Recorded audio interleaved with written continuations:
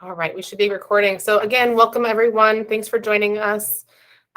Excuse me, my name is Stephanie Dorfman. I'm the Executive Director of Feeding Wisconsin.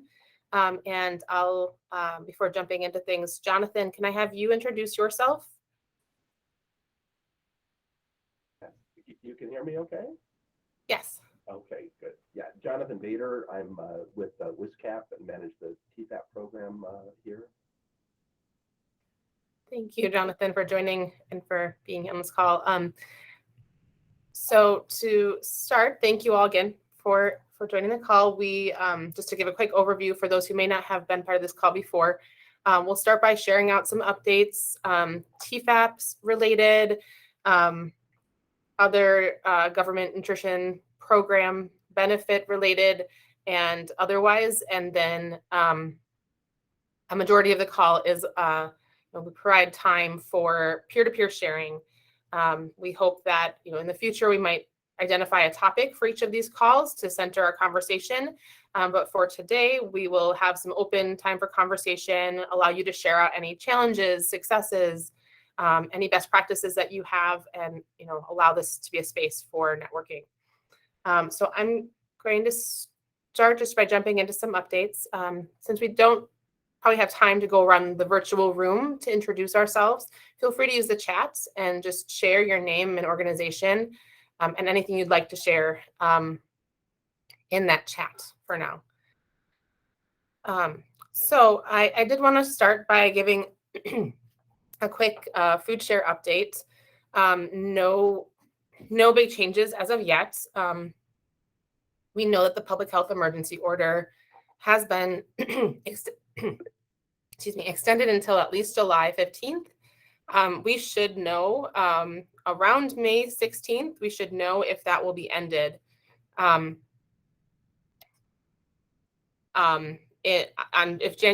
July 15th will be the last day of the public health emergency order, we'll know that by May 16th.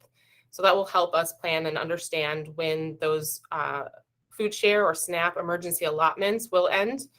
We've heard from the state that as long as there's a public health emergency in order, they will continue to issue emergency allotments of benefits. So if the public health emergency does end July 15th, emergency allotments for SNAP or food share will be distributed through August. Jonathan, did you want to provide a quick update from, I will be sharing out notes on our website and we'll include a nice chart that Jonathan has shared, but I'll just hand the mic over to you, Jonathan, to share out information that you have. Yes, hi everyone. Yeah, I just have gone on DHS's website, about a week or so ago and just wanted to plot out over the last 3 years how many people were getting SNAP and what the level of the SNAP benefit was. And Stephanie can shoot that out to you. It's really very straightforward chart that shows that we were getting about $60 million per month in the year kind of leading up to the pandemic. And then in the spring of 2020, when the pandemic really began to hit us, the amount of the SNAP benefit began to rise dramatically. And by a year later, of March of 2021, we were distributing around $180 million per month. So from 60 to 180 is really nearly a tripling of the increase.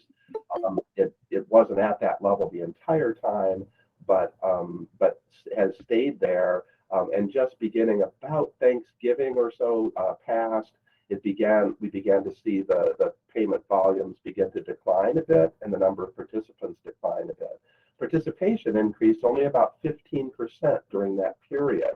So the actual increase was 145%. It went from an average of $105 per person to nearly 250. And so what Stephanie is bringing up as a concern is that if the public health emergency does end in mid-July, it would make August the last month of full of increased benefits, And then beginning with September, families would see a reduction in their SNAP benefit, possibly to the level of maybe 50 to 60 or 70 million dollars per month, which is a really dramatic amount. In fact, it's the entire amount that families had been receiving prior to the COVID onset. So we would lose potentially, a third or maybe more than that of the allocation. And seniors, could stand to be hit the worst because they tended to have the lowest SNAP benefit, and it could fall back. It wouldn't fall all the way back because the Thrifty Food Plan was increased last fall, which raised the minimum floor for SNAP benefits, which is a good thing, but it certainly could drop dramatically. Bottom line for food pantries is that we might begin to see an increase in demand as a result of that, beginning perhaps around the time that school ends, or school begins, or maybe around Halloween going into the fall. So it's something that will.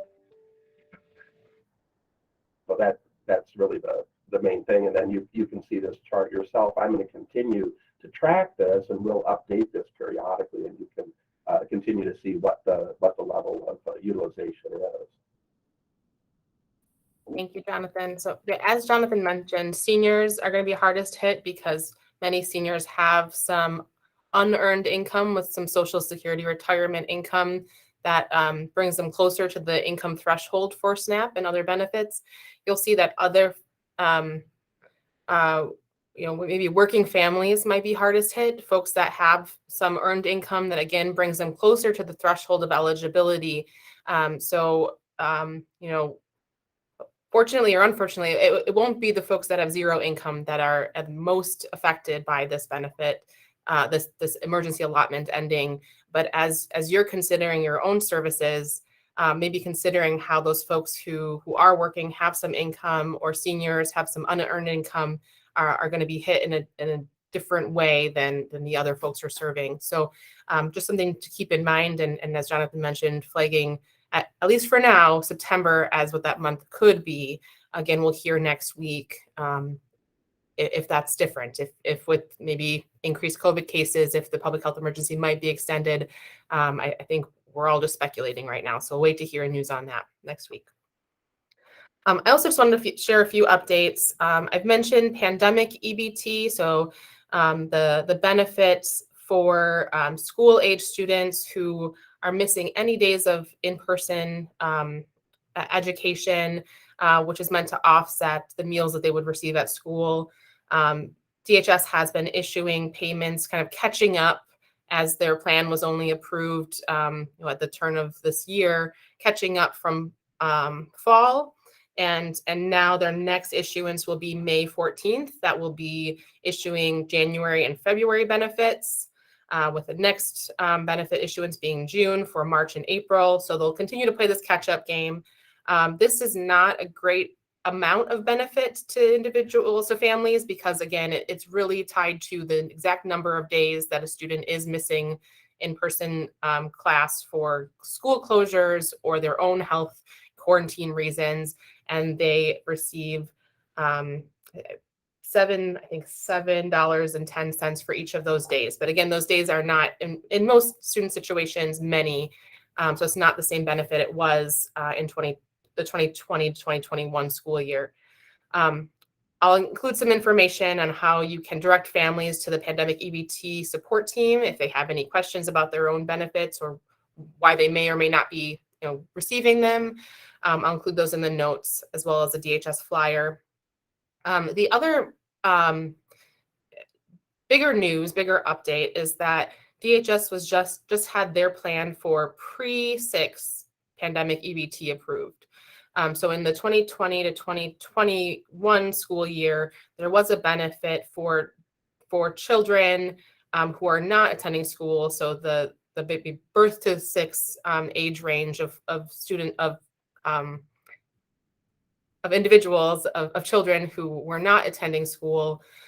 This has now been approved by FNS at the USDA, and they're aiming for an issuance of all benefits for all months, September through June. So September 2021 through June of 2022, aiming for that issuance to be in mid-July. This is a benefit that any student who's under 6 years old as of September 1st of 2021 and who's part of an active food share household and who is reported as not being eligible for school pandemic EBT will be receiving this benefit. So families have to already be enrolled in food share and again, not part of a school, attendance at a school. Benefits are not prorated the way that a school-age pandemic EBT is, and that means that if a child is receiving food share for even one day of the month, they'll be eligible for full months of benefit. I'll include a link, and I'll drop this in the chat as well with some slides from DHS on their plan for issuing this benefit. The other news is that DHS is also starting to consider what summer EBT will look like. So this will be the benefit that supports students of school age over the summer. So they just received guidance from the USDA on this and are beginning to discuss how that might be implemented in Wisconsin in the coming summer months. So that's all I have on the food share and pandemic EBT front. The only other thing I want to share out from Feeding Wisconsin's end before I hand it over to Jonathan is that I know I saw many of you at our Hunger and Health Summit, and just want to reflect on what a great event that was to be together in person, learn so much, and just have time to connect and network once again. For those who couldn't make it, I also just want to drop the link, and this will be included in the notes on our website. But I'll drop the link in the chat here to our summit page, and you can go in and see what that agenda was, review the speakers, and we do have some general session keynote speaker videos that are posted, so you can get a glimpse of what the conference entailed. And now I'll turn it over to Jonathan for any updates that you may have.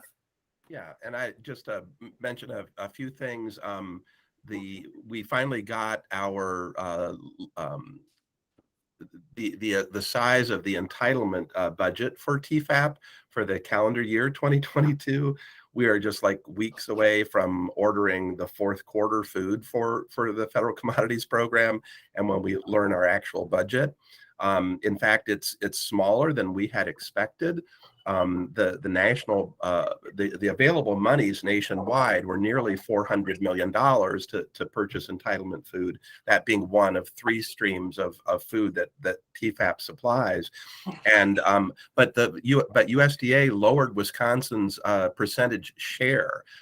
We had historically received about 1.5% of the national resources, and it shrunk to 1.25%. It's one of the larger drops that I've seen in the time I've been doing this, and it just means that we're going to receive fewer resources, frankly, than we had expected to get, about $850,000 less. And the problem is when USDA releases this information so late in the year, we can't make adjustments when we're ordering earlier quarters. So bottom line, it's good news for families in a way, because it means that Wisconsin households are faring better than other households in other, comparably than households in other states, which is why our share of unemployment and poverty statistics dropped. But it's always bittersweet because we don't feel like we get enough resources anyway. So when we have fewer dollars available, it's always difficult, despite the fact that that's happening because of a good trend in the state. So it means that in the fourth quarter, our purchases are going to be more modest. This is food that would be going out to the counties in the months of December, January, and February, potentially around the time that we might see an uptick in demand, if in fact we do see SNAP benefits dropping around that period. So we'll have to continue to watch this. We're hoping that the USDA secretary will make additional bonus purchases in the TFAP program, which he's able to do. But we don't know until we actually see those purchases. So we do have some concern about the fourth quarter levels. Historically, in 2020, we were distributing about 9 million pounds per quarter statewide. In 2021, that dropped to about 2 million, from 9 million to 6 million pounds a quarter. And in 2021, we're hovering around 3 million pounds a quarter at the present time. We're slightly above our historic averages, but the volume of food, as we had kind of anticipated, is definitely dropping. So just something for folks to be aware of. It's going to require, utilization of the food bank resources and local resources, to help fill that gap if it turns out that way. We're projecting, of course, but that's what it's looking like. Last thing, we still haven't heard anything on the Reach and Resiliency grant, which is a grant with Feeding Wisconsin and Hunger Task Force in Milwaukee, DHS and UW Madison and WISCAP to try to expand TFAP partnerships in rural and underserved areas. We're hoping to hear on that soon. And the Department of Ag, Trade and Consumer Protection, DATCAP, did submit their proposal for the local food purchase agreement initiative, and it's not competitive, so we should receive those dollars. And DATCAP will be hosting a series of meetings to discuss with stakeholders the best way to implement that. They're hoping to connect with underserved growers, socially disadvantaged growers, to provide locally grown foods to the emergency food system through a variety of mechanisms. I think it's going to be fairly flexible, and we're definitely looking forward to having that opportunity to see Wisconsin products reaching the emergency food system. So that'll be coming. Hopefully we'll be hearing about that in the next coming weeks. That's the main thing I had. I want to just reiterate Stephanie's comment about just really enjoyed attending the conference and seeing so many of you and talking with folks and getting to know some people I've been talking with for quite a long time and hadn't met before, and others that I hadn't seen in person in quite a while. So it was just particularly nice, very valuable meetings. I'll also add one more thing. In addition to some of those resources that we hope will be, trickling down to come, the local food purchasing agreement and such, both Feeding Wisconsin and Hunger Task Force have received ARPA funding for this year. And that purchasing of food product, I know, has begun in both networks, so that hopefully some of that food is being made available either on ordering inventory that you all order from, if you're part of our network, or otherwise. So that funding only runs through this year. So again, as we're thinking ahead, forecasting to the time beyond the emergency allotments and public health emergency, hopefully some of that food is available later this year. But we are, considering what these programs might do to support our networks in 2023. All right. Jonathan, I know last month you spoke to an update on housing support programs from WISCAP. Is there any update there? Don't mean to put you on the spot. I can include the same links I included in the last month's notes if that'd be helpful.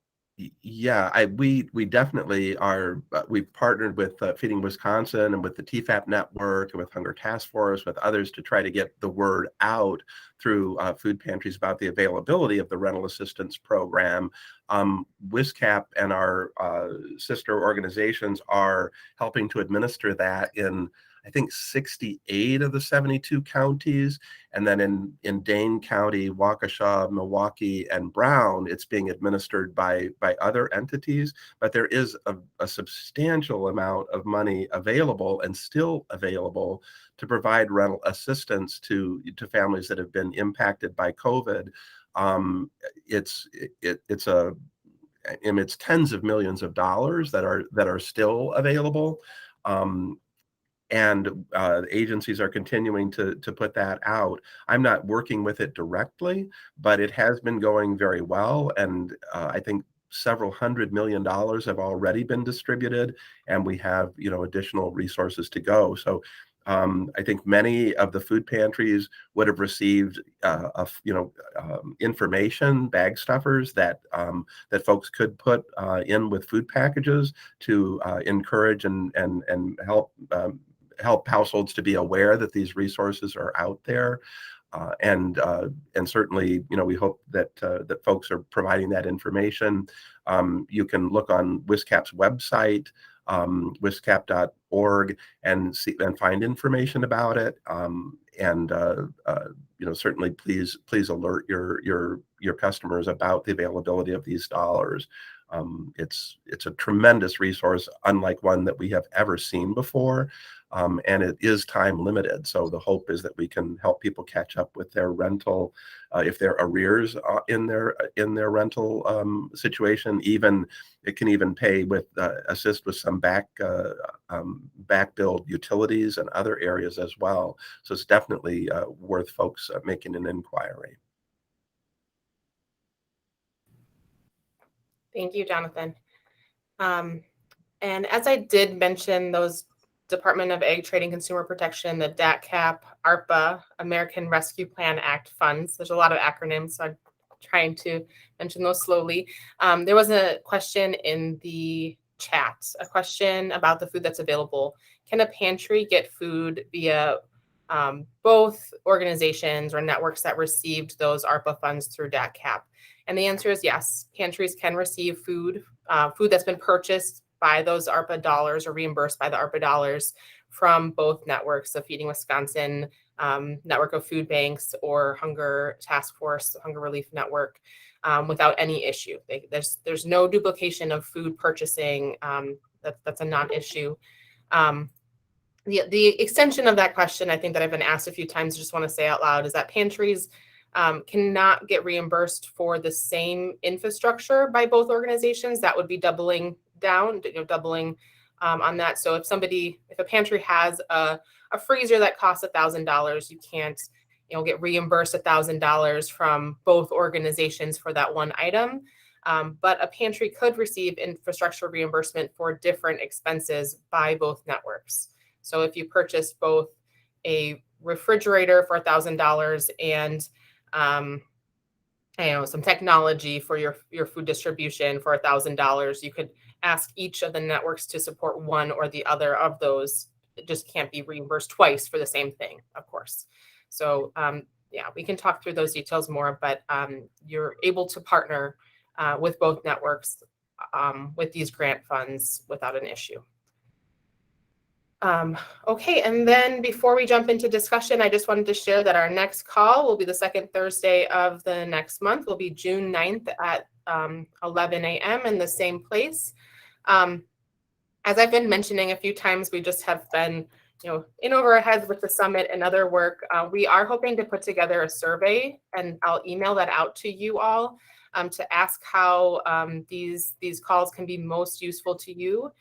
Including, sharing out of any topics that you really want to dive deeply into to make most use of our time. So hopefully we'll get that out to you before our next call. So watch your emails for that. Again, you can find more information about these calls and previous calls, both the recordings and the notes, on our website. I'll drop that link in the chat. And if you haven't received a calendar invite here, yet, you can sign up for that, and I will send that calendar invite your way. Unfortunately, as I update that calendar invite, I think you all might be getting notifications. So I try to do that the day before, so it ends up being a reminder. So thanks for bearing with me on that. All right, with that, I'm happy to open it up, unless, Jonathan, you have anything else to share. All right, okay. So open it up for any discussion, any topics that you'd like to talk about, questions, challenges or successes. We'd love to hear from you all now. So feel free to unmute yourself. If you're calling in, I believe you have to press *, pound, and the number 6 to unmute yourself. And then if we get enough folks going here, feel free to use the raise hand icon if you're on your computer, and we'll start a queue so that we can make sure that we catch everyone and get their thoughts. Feel free to jump right in.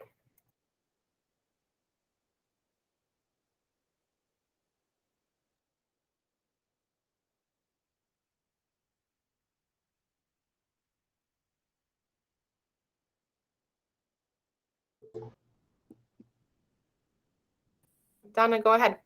Thank you. Good morning, everyone. My question is, we have been struggling to keep up with demand for meat products. The inventory with Feeding America it's been lower than general, and that's, of course, we all know supply chain and things. And I know, of course, about our TFAP orders are much smaller. So I was curious if anyone had any other suggestions or resources. We've been trying to work with some people like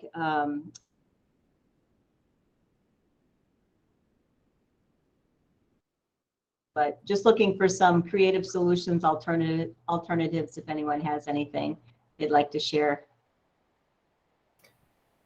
And I think you cut out right in the middle. I think it was right after you said we've been working with. Oh, sorry. And then you froze for a second. Okay, sorry, I have spotty internet right now today. Just looking for suggestions from anyone that has a creative source of sourcing meat, and any ideas would be helpful.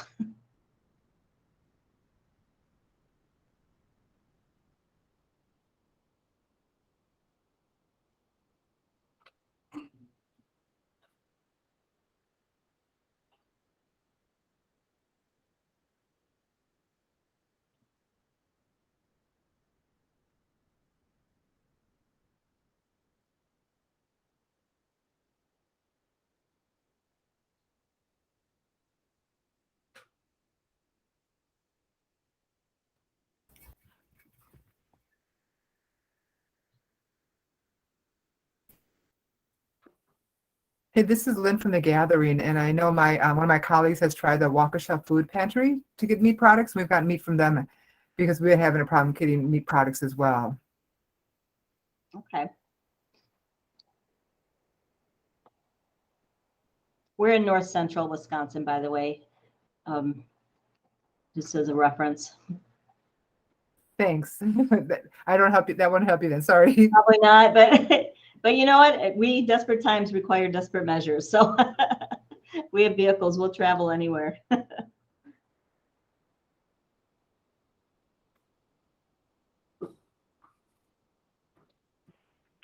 Hi, this is Sandy from Vilas in Eagle River, and we have combined with 2 grocery stores here locally, and they, when their meat is getting ready to expire or whatever, they freeze it.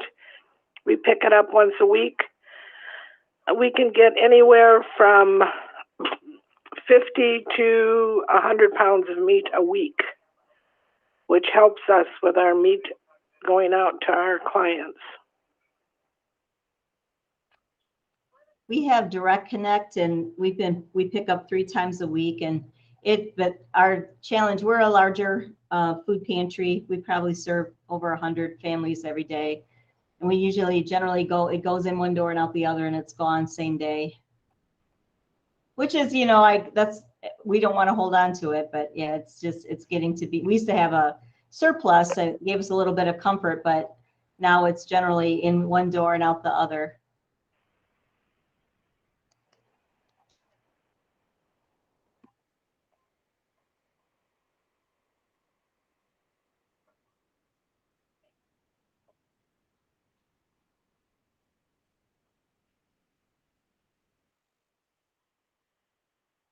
Donna, I don't have any big, good suggestions for you. I think all I can share is that hopefully with some of these ARPA funding, food purchasing happening, I think you could certainly advocate for that being a need for your definitely. And yeah, we know it's coming our way, and we are going to be we will benefit from that. It's, and everyone's in the same boat, and we all know the environment that we're dealing with. So yeah, just any other creative thoughts. If anyone thinks of something later after the call, please reach out. Hey, Donna, I do have something. I'm not sure if this would work for you guys, but we get a variety of truckers that will call us, I don't know if you guys have that, and they'll say, I've got six boxes of chicken, or I've got 3 pallets of chicken. You guys get those type of things?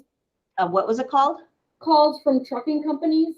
Oh yeah, we do periodically, but it's nothing that's been mean, unfortunately. So something that we found is, and it kind of depends on every company, but sometimes if you talk to the dispatcher and you say, hey, if you ever have any calls about this type of product, we will always take that. And and what was cool is, like, we told that to a milk dispatcher, and we were getting milk like every day. Oh wow. All the truckers knew to call us. So next time you get one of those calls, it kind of just depends on which, like, if it's local or, all that kind of stuff. But it might be helpful to say, hey, if you've got more of this, send it our way, whatever amount, we'll take it, even if it's packaged weird, even if we have to sort through it. We were getting milk every day, and all the milk people in Kenosha know to call us. So. Oh, that's a suggestion. We can definitely look into that. Thank you.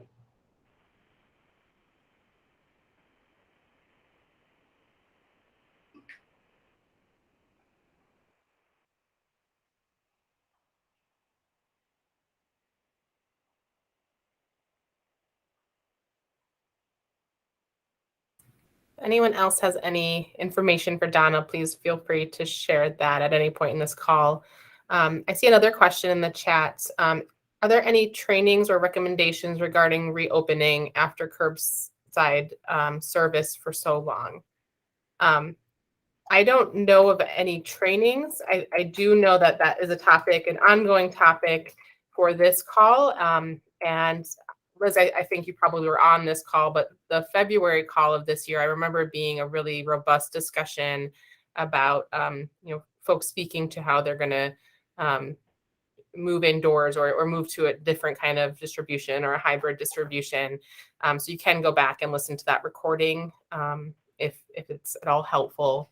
Jonathan, are you familiar with anything?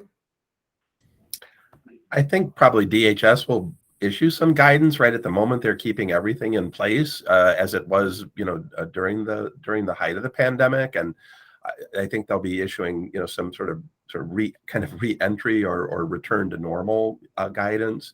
One of the sacrifices I think that's happened during COVID is that we just out of necessity have had to do more pre-packaging of food and more selection of what households are receiving, and done in the interest of everyone. But I think one of the things that I think will be good about returning to more of an in-person service is the ability for client choice to be resumed as much as possible. And I'm sorry about that, getting a call here, because it just makes so much sense, as we heard well spoken at the conference about the dignity for families and the minimization of waste and people getting the food that they really want and need. And it does require more work, of course, but I think that's one of the advantages that of returning to normal, is that we'll be able to maybe provide more customized, food packages going forward. Looking forward to seeing that.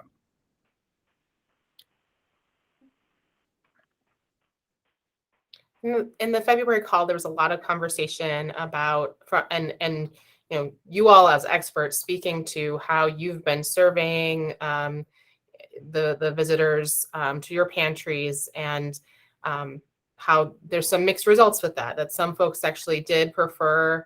I mean, some of the numbers that I heard, I remember it was like 70 to 80% really not wanting to go back to waiting inside in line. And how we can, both try to center the path forward on client choice, but also on, the dignity and the value of individuals' time. So is there a way to do client choice without expecting them to be in lines for a longer amount of time? Because that does take time to do shopping, especially if you have folks go through in a way that, you know, is a little socially distanced and so on. So I think there were some really great suggestions that I remember from that call. And there was a question about DHS guidance. We can certainly share that out in this call once that might be released, and I can certainly put that on our Pantry Network engagement page on our website. And then Lisa Winkler provided a comment in the chat that they just reopened a month ago and had to submit a plan to their EFO, PD America, and their headquarters, so they can share that out.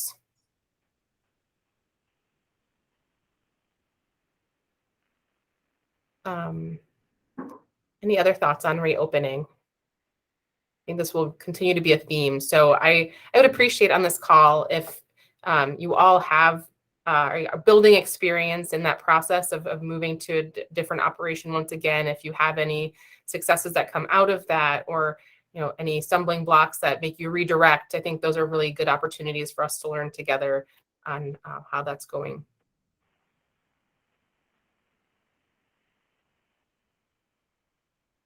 Another question in the chat. Jonathan mentioned a rental assistance flyer. Is that available online? Liz did include the emergency rental assistance website. Jonathan, I know that we worked together to get that flyer out to pantries. Do you know where that flyer itself might live digitally? It lives here. I'm not sure if it lives here digitally or not. I'd have to check with Cassidy, who's our staff who's working closely on that program. We did send out, tens of thousands of those with your help and with folks here's help, and through the Tfap network as well and others. I'm not sure about if we have resources to resend it, but I can certainly let Stephanie know that, and you can let folks know. Obviously, the outreach process is sort of an ongoing one, and I'm just uncertain about the availability of it. It might be available on the website, and we'll certainly check to see. Okay. Or if you have a PDF, I could also make that into a link to share out, at least with this group. Sure, absolutely. That's something you're okay with.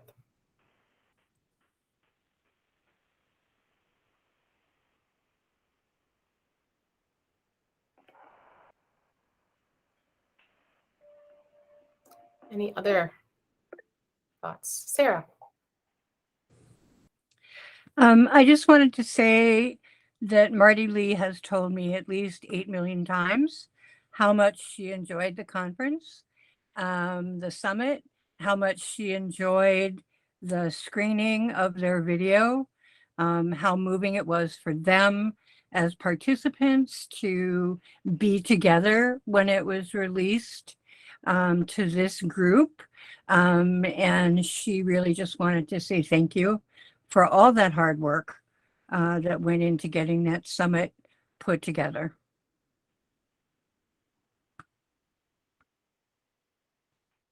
Thank you so much, Sarah, and to Marty as well. Summits are a lot of work, but it was after having been planning for the summit for the bulk of 3 years now. It was so rewarding to see so many of your faces and to be there and actually reap the benefits of that work. So I just really appreciate all of you for allowing it to happen.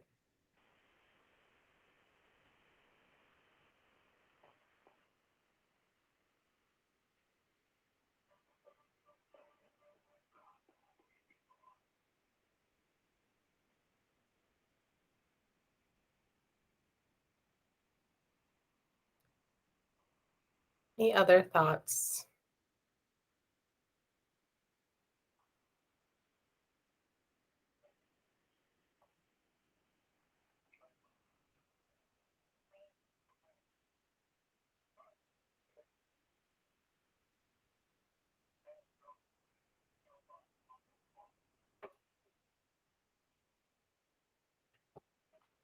Okay, well, I don't need to take up your time, but if there's anything else you folks want to share, please do. And also just mention again, our hope is to get a survey out to you by email before the next call, but feel free to send any ideas for topics, or I'd be happy to, add any outside presenters to this call, folks that might, have information that would be beneficial to, many folks on this call to have centralized sharing out of information or ideas. So feel free I'll drop my email in the chat here if you want to send any thoughts directly my way, or watch for that survey.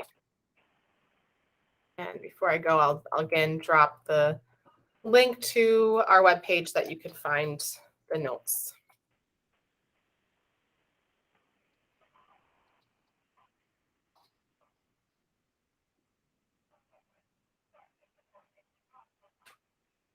Any other last thoughts?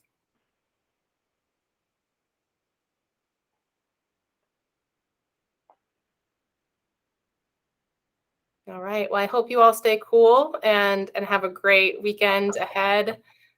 Thank you all for all that you do. I appreciate the work that you do in community, and I'm grateful that we're here together to share information with one another. Thank you, everyone. Thank you, Jonathan. Bye now. Thanks again.